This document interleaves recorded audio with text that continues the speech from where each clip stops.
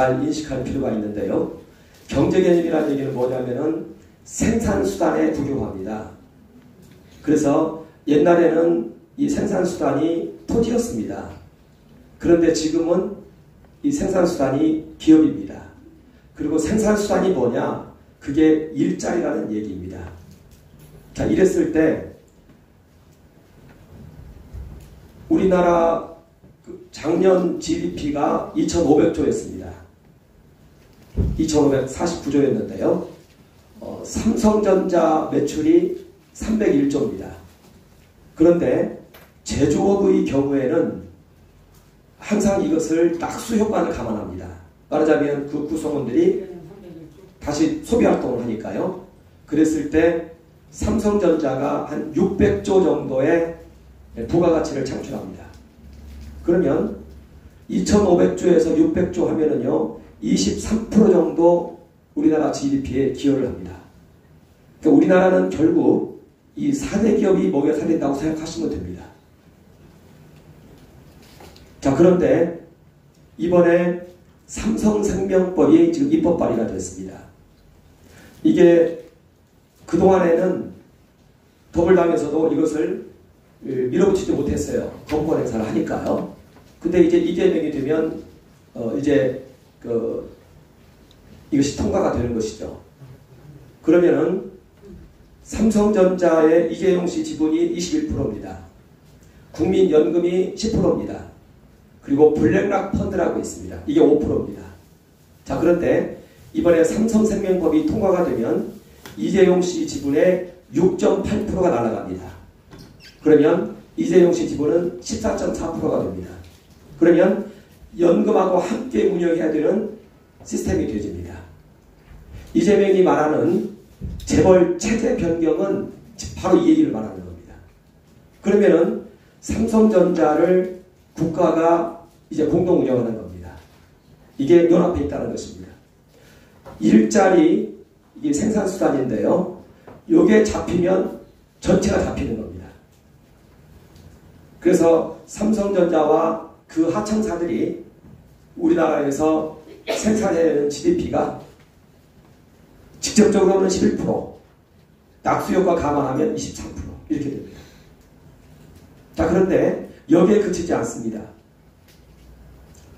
우리나라 두 번째입니다. 첫 번째는 제가 삼성생명법 얘기를 했고요. 삼성생명법에서 손들고 연금이 주인이 되는 거예요. 그 다음 단계는 현대자동차입니다. 현대자동차는 순환출자로 되어 있어요. 이거 의결권 제한하려고 들어갔다가 두 개를 한꺼번에 하면은 다 들통이 나잖아요. 그래서 1순위가 삼성전자입니다. 현대전자에게는 7년 동안 유예를 줬습니다. 현대자동차에게는. 두 번째 주제가 우리나라 국민연금이 우리나라 대기업들 있죠. 1위에서 150위까지. 그러면 대기업 전체라고 보셔도 됩니다. 여기에 2대 주주입니다. 국민연금이요. 그래서 2대 주주로서 이제 2대 주주로서 대우를 해달라. 이렇게 요청을 했습니다. 연금이. 그리고 이사를 파견하겠다고 했습니다. 이게 이제 문재인 정부 때 이 부분이 시행령을 고쳐가지고요. 다 통과를 시켜놨습니다. 제가 이 부분 가지고 대통령 상소문도 내고 감사원 감사 청구도 내고 어찌됐든 그러면 150개에 대해서 2대 주주로서 이사를 경영진을 파견하겠다는 것은 이게 바로 이제 국가 자본주의인 것입니다. 어저께 성명서를 좀 제가 이제 발표를 했는데요. 아마 다음 주에는 국회에서 이제 의사소통관을 빌어가지고 기자회견을 좀 하고 싶은데, 그래서 이제 저한테 연금 정책 특보라는 것을 지금 이제 임명하고 있나 봐요, 저를. 그러면 이제 가서 제가 말할 수 있죠. 이재명의 그 3대 공약이 있습니다. 하나는 한미동맹 해체, 두 번째는 연방제 통일, 낮은 단계의 연방제, 세 번째가 재벌 해체입니다. 근데 재벌 해체에 탈을 쓴 국가자본주의죠.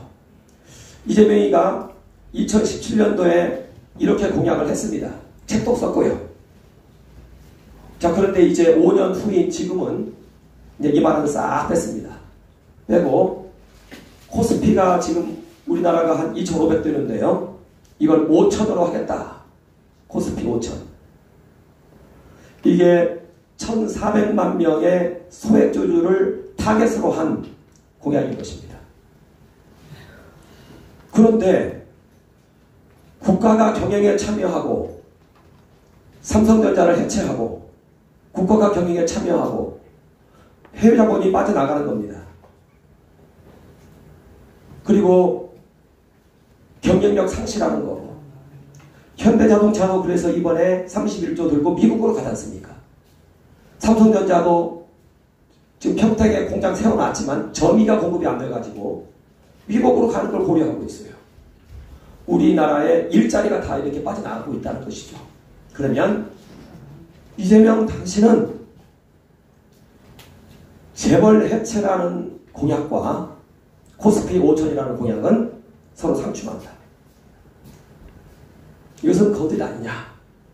이렇게 이제 저는 이야기를 하려고 합니다. 세 번째가 있는데요. 국민연금에서 기관 전용 사모펀드란 말 여러분 들어보셨나요? 사모펀드의 종류가 기관 전용 사모펀드와 일반 사모펀드가 있는데 기관 전용 사모펀드는 국민연금이 주는 돈입니다. 국민연금, 산업은행, 공제기금 이 세 곳에서 대부분 줘요. 금융기관은 얼마 되지 않아요. 이게 135조입니다. 우리나라 국민연금이 국내 주식에 투자하고 있는 규모가 150조입니다. 어마어마하죠? 이게 원래는 벤처진흥자금입니다. 코스닥 상장사 못 들어가요. 그런데 문재인이가 이 법을 해체했습니다. 2021년도부터 이 기관전용 사모펀드가 상장사를 들어갈 수 있게 만들었습니다. SM 엔터테인먼트 넘어간 거 아시죠? 그 뒤에 기관전용 사모펀드가 있습니다. 오스템 임플란트 넘어간 거 아시죠? 기관전용 사모펀드입니다. 이번에 고려아연 아시죠? MBK 파트너스 그게 기관전용 사모펀드입니다. 물론 MBK는 해외 연기기금으로부터도 많은 돈을 받고 있기 때문에 섞여 있긴 하지만 그래도 국민연금돈을 가지고 이렇게 M&A 하는 것은 맞지 않죠. 그런데 문재인 정부에서 국민연금과 기관전용 사모펀드를 가지고 사대기업 해체 목적으로 그걸 푸는 겁니다. 그래서 지난 3년 동안 상장시장이 난리가 났습니다. 상장사 M&A가 1년에 7, 8개 일어났는데 이거 해체한 이후로 77건, 76건 이렇게 일어나고 있습니다. 지난 2년 동안요. 1000% 증가했어요. 국가돈을 가지고 이런 행위를 하는 것은 옳지 않다는 겁니다. 저는 이런 부분 관련해서 이복현 금감원장에도 아주 저는 불만이 많고요. 이 사람들이 경제를 눈꼽만큼이라도 아는 사람인가? 그건 아니라는 겁니다. 적대적 M&A를 풀어가지고 기관돈으로 그 행위하면서 그렇게 해가지고 주가를 올린다고요? 나라는 어떻게 되고요? 이제 이게 세 번째 제가 발표할 그 주제입니다. 하나가 더 있습니다.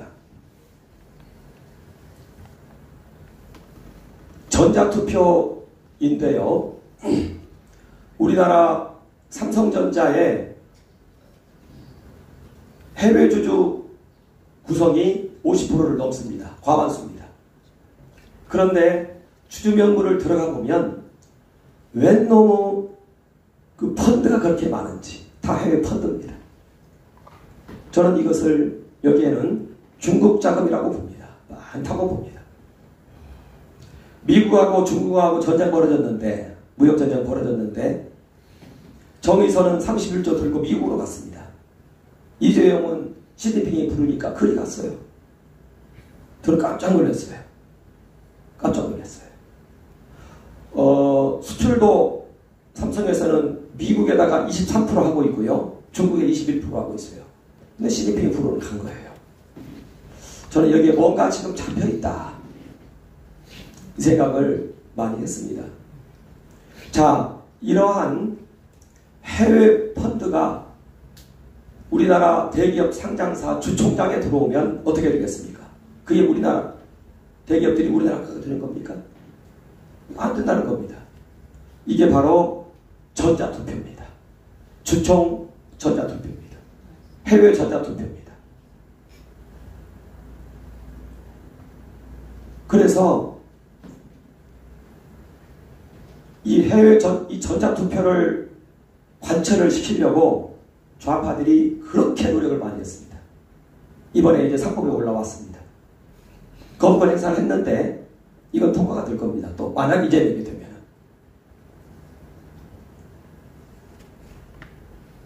이게 이제 김경수 판결문에 이 내용이 나와 있습니다. 김경수 판결, 김경수 누군지 아시죠? 드루킹 판결문에 나와 있습니다. 왜 드루킹의 그 댓글 조작을 했는데 경제민주화를 위해서 했다. 그러면 경제민주화의 방법은 무엇인데? 첫 번째 국민연금 의결권 행사, 두 번째 수도주권, 세 번째가 바로 이 전자투표입니다. 전자투표. 이것은 우리나라 법에도 맞지 않습니다. 5% 이상 가지고 있는 주주는 사전 신고를 해야 되는데 이런 제도를 갖추고 하자라고 저는 이제 그 이야기를 좀 하고자 합니다. 삼성전자 주주가 600만 명입니다. 삼성생명법이 이렇게 눈앞에 있다는 것을 알면은 이 600만 명의 주주가 움직일 것입니다. 150개 대기업 2대 주주로서 여기에 주주 평등의 권리를 요구하면서 이사 파견을 이제 시작하고자 하는데 법규적으로는 다 마련이 되어 있어요. 파견만 하면 돼요. 문재인 정부 때 사회이사를 모으고 있었어요. 여기에 파견하려고.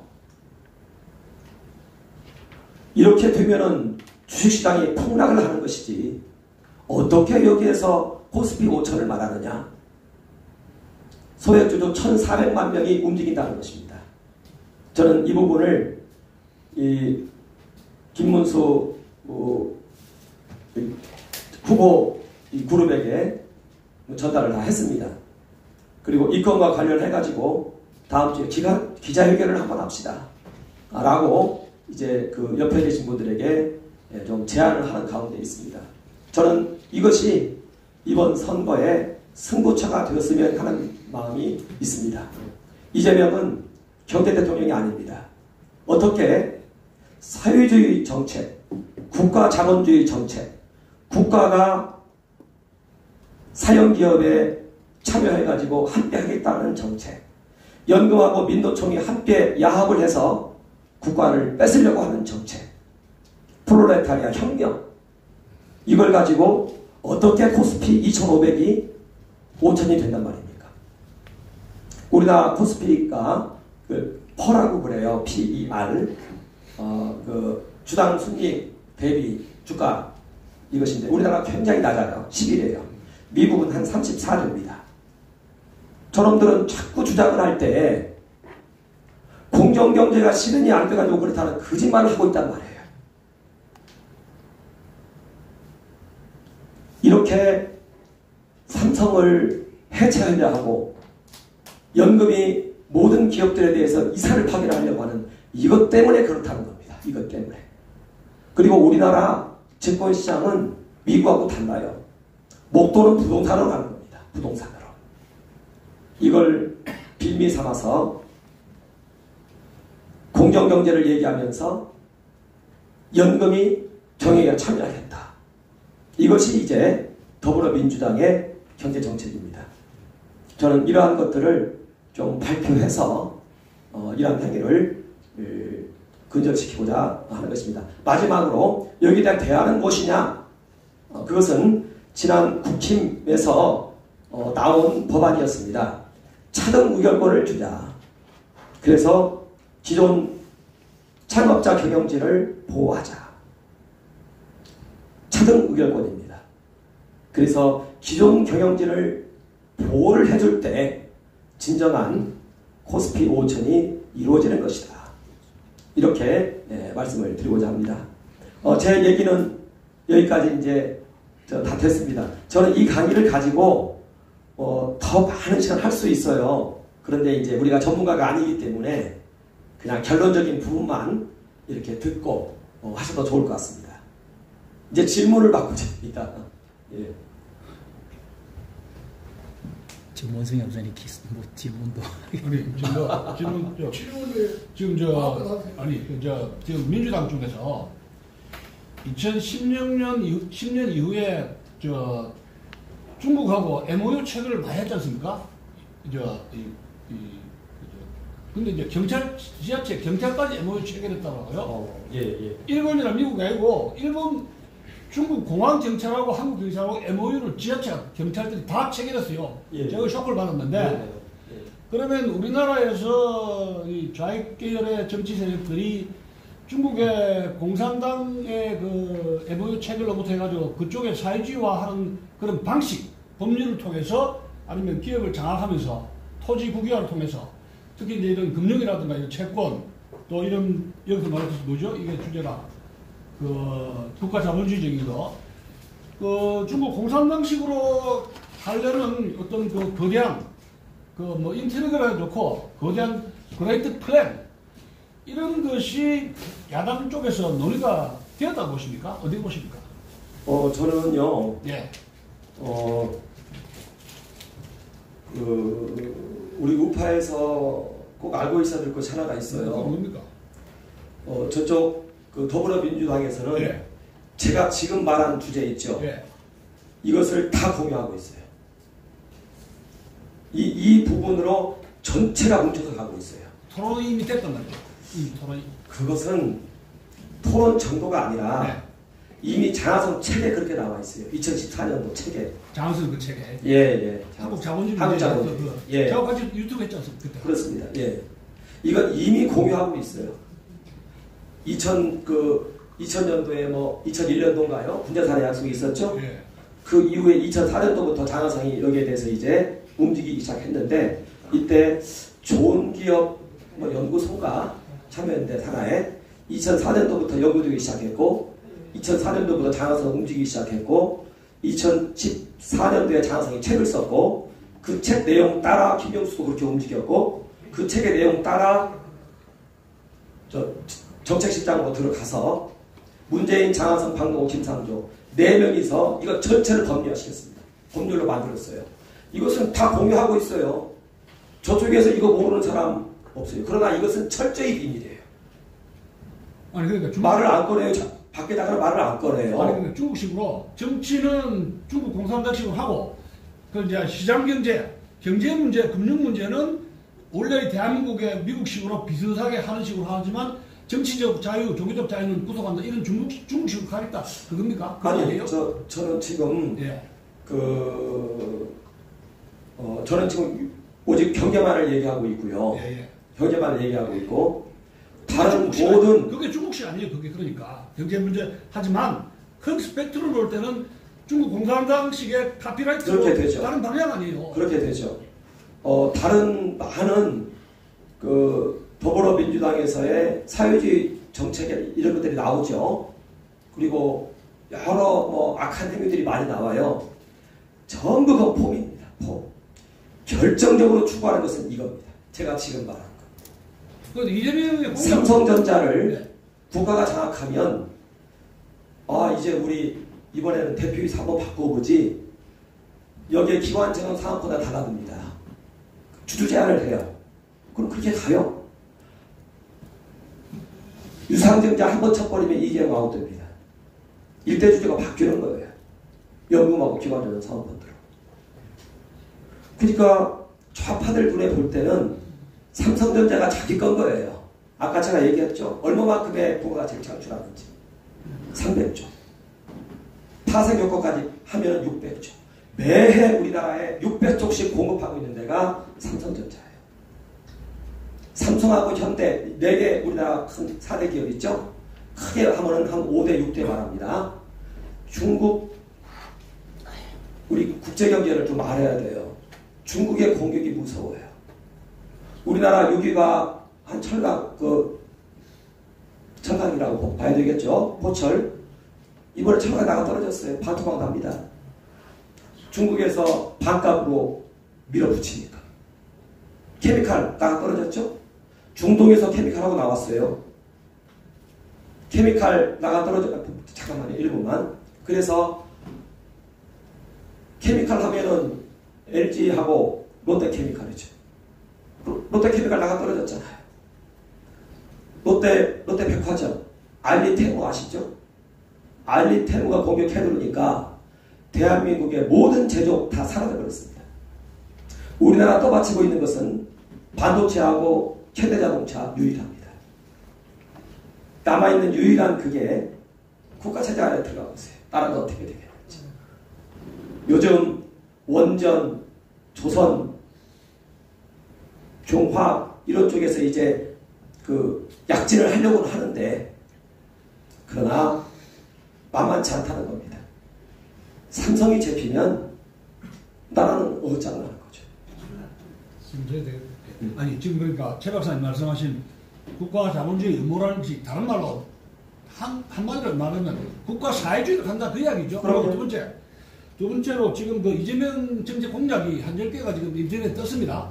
그런데 정확하게 말하면 경제적인 것이 이제 카프라치 이렇게 유장을 하고 있는데 이재명이 10대 공약 중에서 구체적으로 이런 문제에서 국가 자본주의를 간다는 의무는 숨겨져 있는 겁니까? 어떻게 보십니까? 숨겨져 있죠. 공정경제라는 이름으로. 지난 2017년도에는 예. 이걸 노골적으로 내세웠어요. 재벌 해체로. 2017년도에는. 네. 이제 이번에는 이걸 어떻게 바꿨냐. 공정경제하고 코스피 5천으로 바꿨어요. 우리는 이 코스피 5천의 허구를 밝혀야 돼요. 아니 이런 식으로 삼성생명법으로 하고 150개 대기업에 대해서 이사 파견해서 경영차별을 하겠다는데 그러면 해외 자본 다 빠져나가는데 무슨 놈의 코스피 5천이냐. 반토막 나는 거지. 이 삼성전자 소액주주가 600만 명. 소액주주가 1,400만 명입니다. 이거 제대로 말하면 선거에서 이길 수 있습니다. 저는 이게 분수령이라고 봐요. 이걸 어떻게 알리느냐가. 40대 50대 젊은 친구는 다 주식합니다. 그 사람들이 삼성전자가 국가하고 함께 운영을 해? 아니죠. 그것은.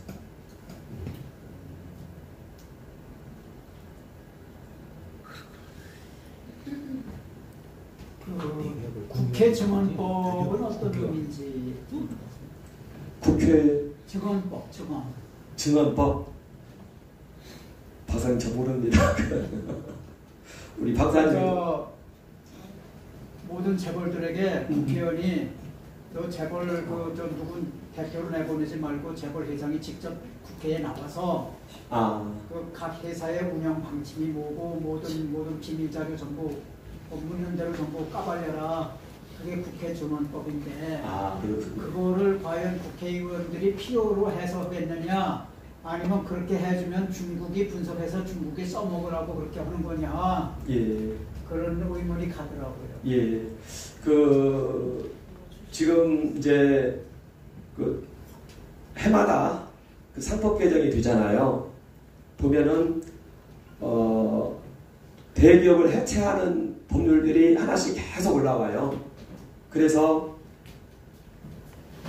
재작년도에는 감사 선임을 이제는 회장은 못하게 되어 있습니다. 대주주는.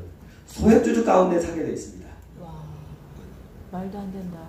그리고 이사도 마찬가지고 4명 소수에 대해서는. 근데 그 소액주주가 누구냐? 1% 이하를 가지고 있는 사람이 소액주주라고 하는데요. 주주 한 주 가지고 어떻게 그런 얘기를 해요? 못해요. 1% 이하, 1%까지 가지고 있는 주주가 누구냐? 그게 기관전용사모펀드입니다.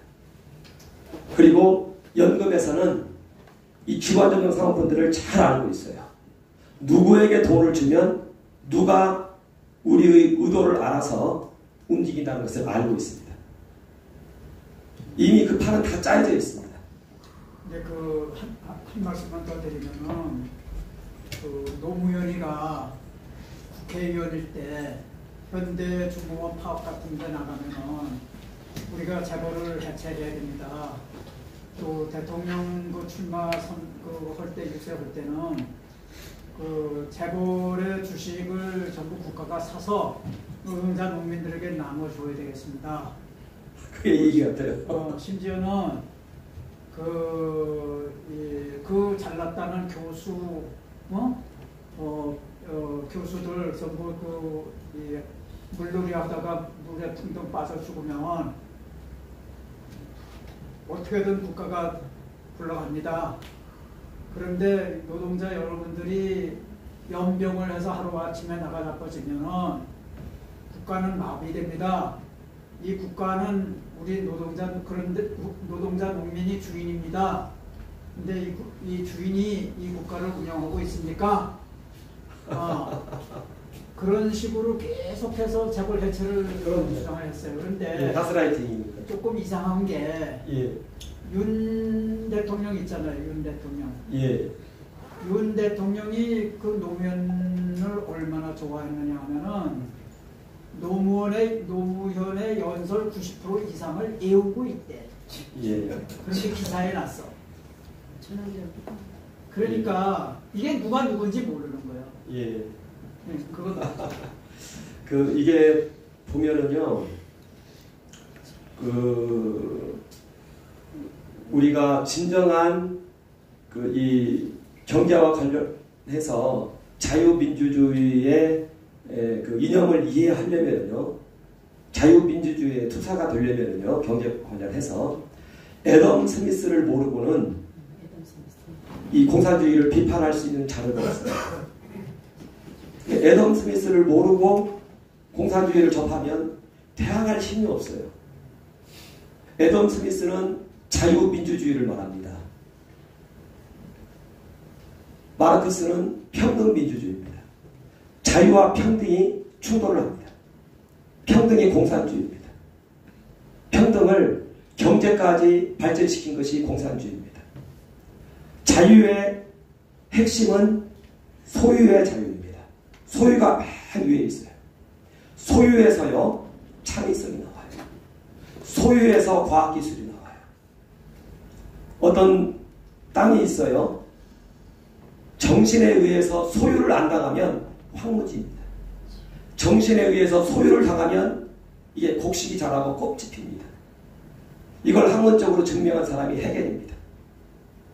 그리고 이것을 경제에 접목시킨 사람이 애덤 스미스입니다. 여기에서 모든 창의성과 기업의 이러한 경영이 나오는데, 소유를 국가가 해버리면 국가는 정신적인 존재가 아니에요. 이게 이제 굉장히 중요한데, 이런 개념을 아는 사람이 없다는 거죠. 설명하려면 너무 길고.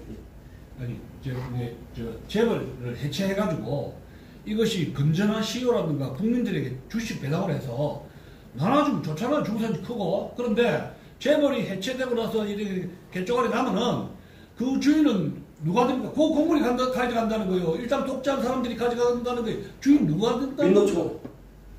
민노총. 그러면 이사회에 이미 민노총이 들어와야 되네요. 사회 이사 지도를 해가지고 중국이 들어오든지 이사제로. 국민연금운용위원회에서 지난 윤 정부 때요, 민노총을 조사했어요. 이번에 다시 들어왔어요. 어떻게? 그냥 또 들어왔어요. 어찌됐든 운용위원회에서. 연금을 노리고 있는 거예요. 다른 것은 다 부차적인 거예요.